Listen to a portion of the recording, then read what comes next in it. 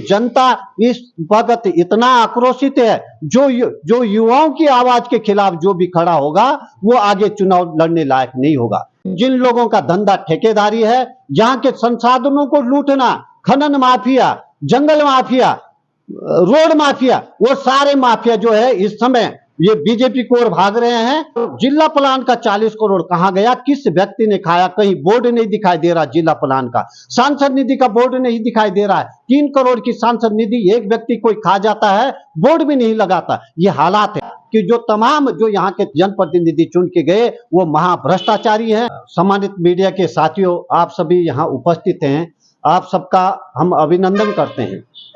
ये आज जो ये प्रेस वार्ता बुलाई गई है, इसलिए बुलाई गई है कि आज ये जो जिम्मेदारी है लोकतंत्र को बचाने की, ये इसकी सबसे बड़ी जिम्मेदारी आज जो मीडिया के साथी हैं, मीडिया के साथी में इसलिए कह रहा हूं कि हमारे देश की जो मीडिया है उस पे एक ठप्पा लगा हुआ है, उसे कहते हैं गोदी मीडिया। तो गोदी मीडिया से इतर अब जिम्मेदारी कौन निभाएगा कि लोकतंत्र का जो चौथा स्तंभ है उसकी जिम्मेदारी आज आप सबके कंधों पर है। हम ये टिहरी लोकसभा में लोकतंत्र बचाने के लिए आज इस प्रेस वार्ता को कर रहे हैं। इसका जो उद्देश्य है, यहाँ पर जो महारानी है, जो टिहरी सल्तनत थी हमारी, पहले गढ़वाल की सल्तनत थी, बाद में टिहरी सल्तनत बनी, उसकी महारानी एक बार फिर इस चुनाव मैदान में है और वो अपने काम के आधार पर वोट नहीं मांग रही है, वो मोदी के काम के आधार पर वोट मांग रही है और ये कह रही है कि आप मेरा को वोट नहीं, मोदी को वोट है। आज भारत एक लोकतांत्रिक देश है और लोकतंत्र में लोकतंत्र का अभिप्राय होता ही है कि जनता का शासन, जनता द्वारा शासन, जनता के लिए शासन। लेकिन ये कहाँ का है कि हमारी महारानी अपने लिए वोट नहीं मांग रही है, वो मोदी के लिए वोट मांग रही है। यानी कि वो एक प्रतिनिधि के लायक नहीं, ऐसा प्रतिनिधि जो अपने लिए वोट नहीं मांग रही है।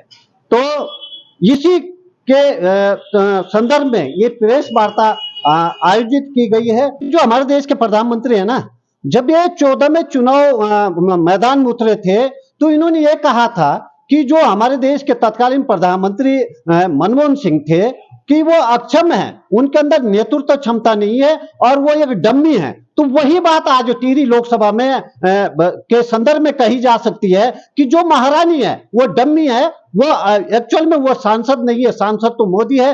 तो हमें ऐसा प्रतिनिधि चाहिए, मोदी के ही शब्दों में मैं कहूंगा कि ऐसा प्रतिनिधि चाहिए जो खुद सक्षम हो, जो संसद के अंदर अपने क्षेत्र की आवाज बुलंद कर सके। हम ऐसा प्रतिनिधि चाहिए।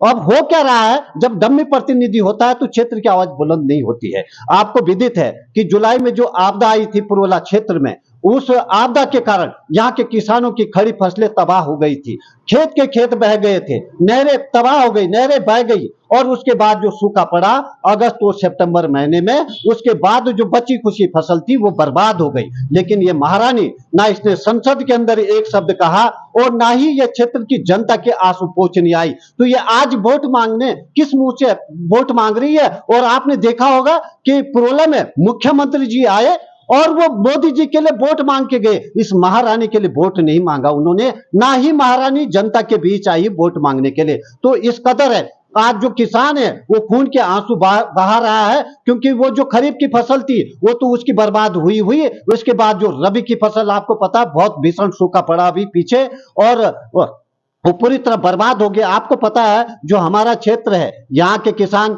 मटर की फसल, नकदी फसल को बोते हैं, उसका बीज बहुत महंगा आता है, खाद पड़ती है। आज उनके खेतों में इतना मटर पैदा नहीं हुआ है कि वो बीज के पैसे दे पाए। इन्होंने नहरों की कोई सूत नहीं ली है।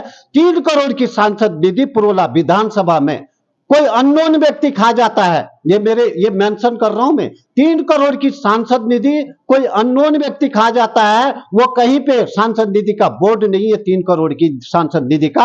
अरे कोई नहर बना देती है, किसी एक गांव की नहर बना देती महारानी, तो आज वो जनता के बीच आती और बड़े गर्व से कहती कि मैंने तुम्हारी नहर बनाई। जो महारानी, इसके प्रति भारी आक्रोश है। और साथ ही जो बॉबी पवार है,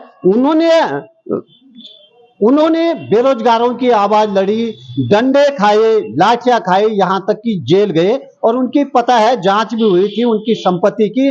तो एक तो वो युवाओं का भारी आक्रोश है क्योंकि यार युवा लोग अपने बच्चों को पढ़ाते लिखाते इस उम्मीद में कि ये आगे कामयाब होगा, लेकिन वहां कामयाब कहाँ हो रहा था। बच्चे घर में आ रहे थे, माँ बाप को कह रहे थे बेटा पिताजी 15 लाख दो, वहां पे जो रोजगार पुरुष है मैं उनके पास जाता हूं, अपने लिए रोज नौकरी लाता हूं, ये मजबूर हो रहे थे हमारे युवा।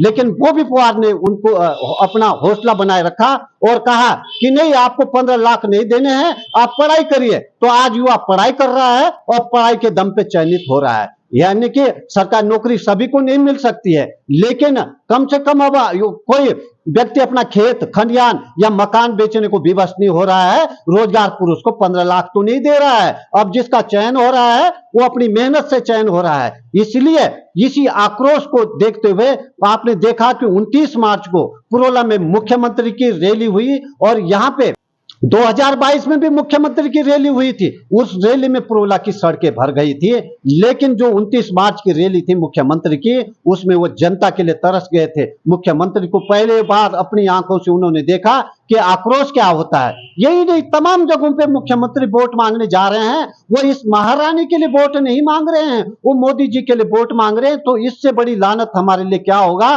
कि हमारा मुख्यमंत्री उस व्यक्ति के लिए वोट नहीं मांग रहा है जो प्रतिनिधि जो खड़ा हो रहा है चुनाव मैदान में। इससे बड़ी लानत हमारे लिए क्या होगा। और आज हम नहीं जागेंगे तो कब जागेंगे। लोकतंत्र बचाने का जो अभियान है, ये जो पर्व आया है, ये लोकतंत्र का पर्व है और इस लोकतंत्र को बचाने के लिए ये सभी मीडिया के साथियों का अहम रोल है।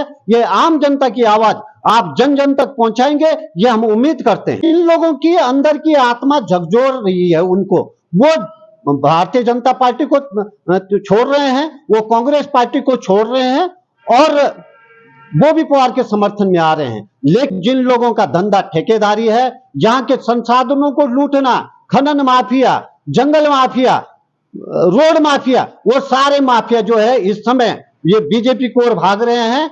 वो इसलिए भाग रहे हैं कि ताकि उन्हें निर्विवाद रूप से वो खनन कर सके, निर्विवाद रूप से वो जंगलों का दोहन कर सके और जो यहाँ की सड़कें हैं, जो यहाँ के तहस है, जो यहाँ की नहरें हैं, उनको जो पे जनता का खून वो चूस सके। इसके प्रमाण पत्र के लिए वो बीजेपी को ज्वाइन कर रहे हैं ताकि उन्हें कोई रोक ना सके, कोई टोक ना सके। मैं दूसरी बात बोलना चाहता हूं, आज बीजेपी ने तमाम जो विधायक हैं, पूर्व विधायक हैं, उन सबको कहीं कहीं तो इन्होंने जितने जनप्रतिनिधि हैं सब पे दबाव बना के बीजेपी को ज्वाइन कराया, लेकिन जनता सख्त खिलाफ। मैं पुरोला विधानसभा का उदाहरण दे रहा हूं, यहाँ के विधायक हैं दुर्गेश्वर लाल, ये भारतीय जनता पार्टी के हैं।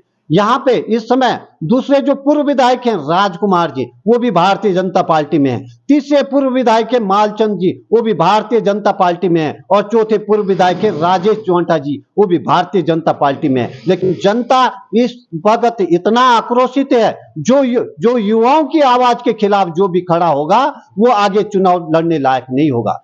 और ये मैं बता दूं, अब पुरोला विधानसभा की जब बात कर रहा हूं, यहाँ की जनता अकेले इन्हीं बातों या रानी की अच्छता की वजह से ही आक्रोशित नहीं है, या इस वजह से ही अकेले आक्रोशित नहीं है कि बॉबी पवार ने युवाओं की लड़ाई लड़ी।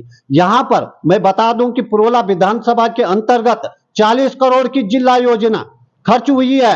सत्येंद्र राणा जी जो जिलाध्यक्ष हैं भारतीय जनता पार्टी के, उन्होंने 29 मार्च को जो रैली हुई मुख्यमंत्री की, मंच से कहा कि पुरोला विधानसभा में 41 करोड़ राज्य वित्त के अंतर्गत खर्च हुआ है। यही नहीं, मुख्यमंत्री धामी ने खुद वहां से भाषण दिया मंच से और कहा कि एससीपी स्पेशल कंपोनेंट प्लांट के अंतर्गत पुरोला विधानसभा में पूरे उत्तराखंड से इतर पूरे उत्तराखंड को 24 करोड़ रुपए मिले और अकेले पुरोला विधानसभा को 6 करोड़ रुपए दिए गए। तो हम जनता ये पूछती है कि ये 6 करोड़ कहां खर्च हुए, किस किस ने कमीशन खाई इस 6 करोड़ में, ये पता होना चाहिए ना। जो 41 करोड़ राज्य वित्त के, यहाँ की सड़कें टूटी हुई हैं, यहाँ की नहरें तहस नहस हैं, खेत खलिहान सब बह गए, आप देख रहे हैं। और जिला प्लान का 40 करोड़ कहां गया, किस व्यक्ति ने खाया, कहीं बोर्ड नहीं दिखाई दे रहा। जिला प्लान का सांसद निधि का बोर्ड नहीं दिखाई दे रहा है। 3 करोड़ की सांसद निधि एक व्यक्ति कोई खा जाता है, बोर्ड भी नहीं लगाता। ये हालात है। यही नहीं, मैं बता रहा हूं, पीछे जो यहाँ के माफिया हैं, उन्होंने जो ये पुरोला बाजार के साथ जो ये नदी बहती है, ये कमल नदी और एक कुमलाखड़, तो कुमला खड्ड में बड़े बड़े बोल्डर थे जो कि इसकी सुरक्षा करते थी, बाजार की सुरक्षा की गारंटी थी बाढ़ से। लेकिन पत्रकार साथियों, इन्होंने क्या किया, वो सारे तमाम बोल्डर तोड़ दिए और ब्लॉक भर दिए दोनों तरफ नदी के। नदी आई और 12 दुकानें गत वर्ष इसका ये नदी निगल गई। क्यों निगल गई कि जो नेचुरल प्राकृतिक सुरक्षा थी पुरोला बाजार की रक्षा के लिए वो बोल्डर तोड़ दिए। अब इन्हीं माफियाओं के साथ मिल करके, जो कि आपको विदित है कि पहले यही लोग कांग्रेस पार्टी के थे, उन्हीं लोगों के साथ मिलकर भारतीय जनता पार्टी ने 4.5 करोड़ की नई योजना पारित की है। उन तमाम बोल्डरों को तोड़ करके ब्लॉक भरे जाएंगे ताकि पुरोला का सारा बाजार बह जाए। आज पूरा पुरोला बाजार खतरे की जद में है और इस जद में इसलिए आया कि जो यहाँ के जनप्रतिनिधि चुन के गए वो महाभ्रष्टाचारी हैं। भ्रष्टाचार के दलदल में उन्हें पुरोला बाजार को बेच दिया है। यहाँ की सुरक्षा खतरे में पड़ गई है, पूरा उत्तराखंड खतरे की जद में आ गया। क्योंकि और इनकी कोठियां देहरादून में बन रही हैं। आप आराकोट क्षेत्र में तमाम आपदाएं आई, आप सबको भी देते हैं, खबरों में इतना रहा, इतनी भयंकर आपदा आई। उस आपदा का जो बजट है आपको पता है कि जो वहां आपदा के रक्षा के कार्य किए जा रहे हैं वहां मिट्टी भरी जा रही है। कल ही एक पुल का विवरण आ रहा था, उसमें पत्थर भरे जा रहे हैं ब्लॉक में। इस तरह के जो कमीशन खोरी हो रही है, 80 करोड़ का जो है ठेकेदार कोई गिने चुने व्यक्ति बन गए और पूरे क्षेत्र का खून चूस रहे हैं। खून में इसलिए बोल रहा हूं कि देखो उस क्षेत्र का जो मुख्य व्यवसायी है वो सेब है, और सेब जब मंडियों में नहीं पहुंच पा रहा पिछले कुछ सालों से, क्योंकि ये सड़कों बनाने में घोटाले कर रहे हैं, सड़कें एक ही बार इसमें टूट जा रही हैं, क्योंकि 80-80 करोड़ की योजनाएं ये मिट्टी से भर के पूरी कर रहे हैं, मिट्टी से ब्लॉक भरे जा रहे हैं। तो वो सड़कें टिकेंगी, वो नहरें टिकेंगी? नहीं टिकेंगी। खून पसीना चूस रहे हैं, ये लोगों का खून चूस दिया जी इन्होंने। ये यही नहीं पुरोला विधानसभा की, पूरे उत्तराखंड के हालात ने।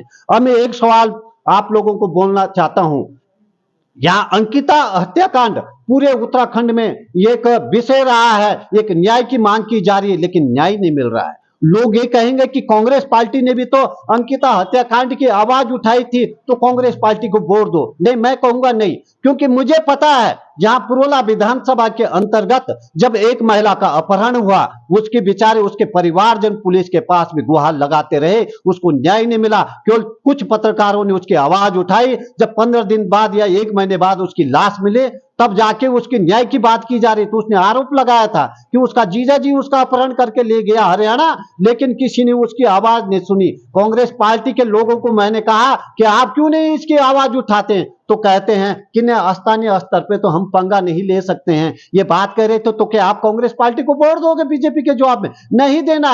यहाँ पे एक लड़की थी, वो न्याय की मांग, उसके पति ने उसको धोखा दिया, छद्म शादी की उसके साथ, उसको धोखा दिया। उसकी मांग केवल कुछ पत्रकारों ने उठाई, लेकिन आम जो कांग्रेस जन था या भारतीय जनता पार्टी के लोग थे उन्होंने दूरियां बना के रखी साथियों।